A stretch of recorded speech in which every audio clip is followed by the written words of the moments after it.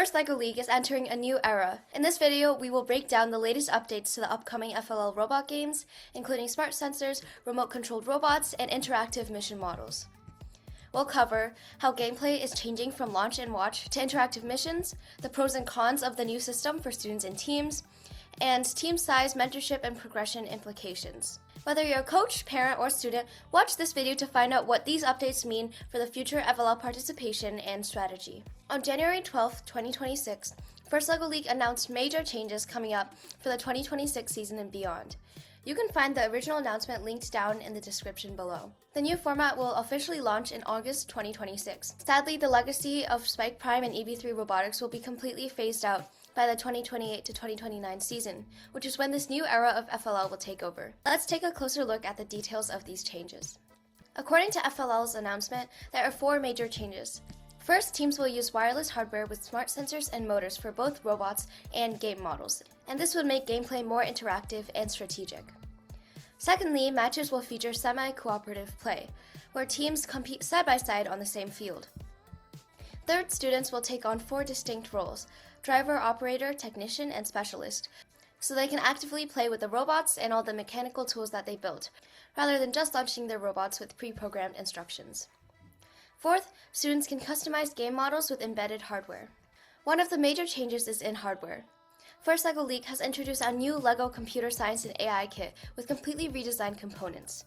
Robots now support remote control, allowing students to constantly interact with their robots instead of relying on only autonomous runs. Large and medium motors have been replaced by double and single motors, making construction easier and reducing mechanical complexity. This new system lowers the entry barrier for younger students while supporting more flexible and interactive gameplay. With the new hardware platform, FLL teams benefit from a much simpler robot building process. Regular LEGO bricks will now be used instead of LEGO Technic parts. The robot design process will be much easier, with simple driving robots able to be built and remote controlled using just one double motor and a few LEGO pieces. Attachments will also be less complex. Many missions can be completed without highly sophisticated mechanisms.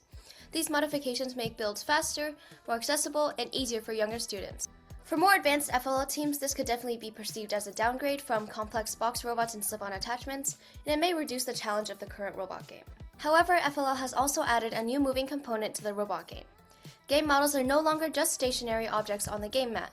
In fact, they are built with smart sensors and motors, so students can program them and control them remotely. This makes the game more interactive and fun, because teams are not only moving their robots, but also controlling parts of the field. Please note that teams might need a separate set of hardware now to design and build these interactive game models, potentially increasing the amount of money spent on materials. Another big change is the introduction of semi-cooperative matches. Instead of playing alone on their own field, 2 teams now work together and compete side by side on a shared game field. During the 2.5-minute match, teams need to coordinate their actions and work together, not just focus on beating each other.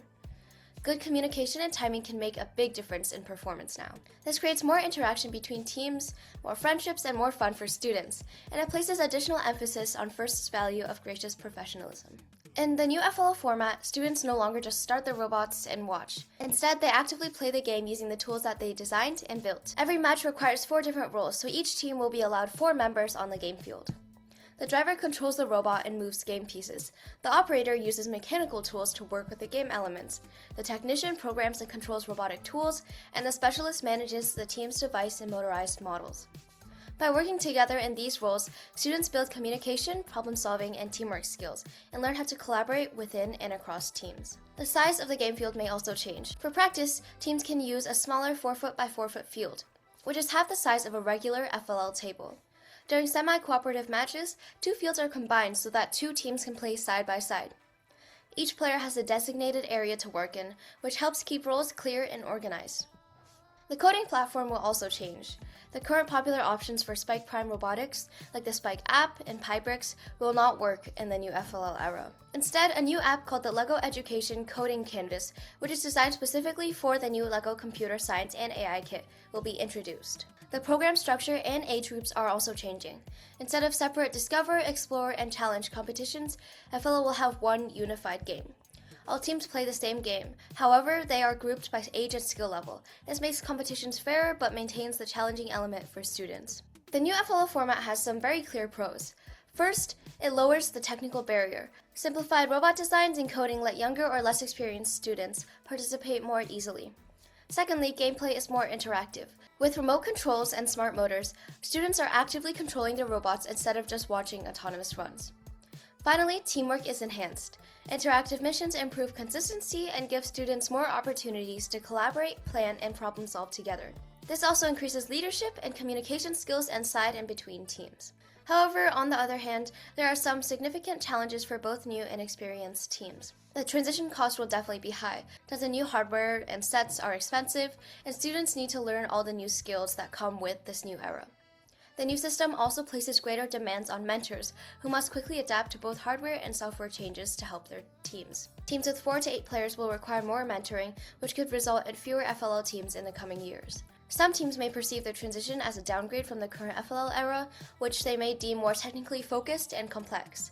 Therefore, while younger students continue to benefit from this new change in FLL, we strongly recommend older students in 7th to 8th grade to focus on more advanced programs like FTC or VEX for greater challenges. And we will probably see this new shift in participants when the new changes are enforced. Thanks for watching. Subscribe now to stay up to date for future FLL updates. If you have any questions or any thoughts on this new season, feel free to leave a comment down below or reach us through our email.